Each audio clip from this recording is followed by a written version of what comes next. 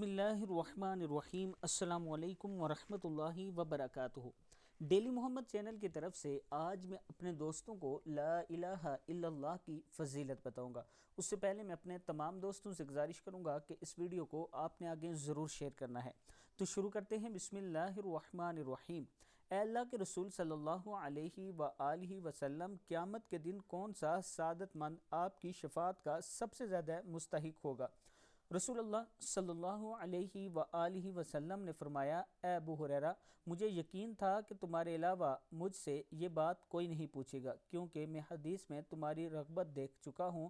قیامت کے دن وہی سعادت مند میری شفاعت کا سب سے زیادہ مستحق ہوگا جس نے خلوص دل سے لا الہ الا اللہ کہا۔ صحیح بخاری کی حدیث ہے کہ جس نے خلوص دل سے لا الہ الا اللہ کہا، قیامت کے دن آپ صلی اللہ علیہ وآلہ وسلم کی شفاعت کا سب سے زیادہ وہی مستحق ہوگا۔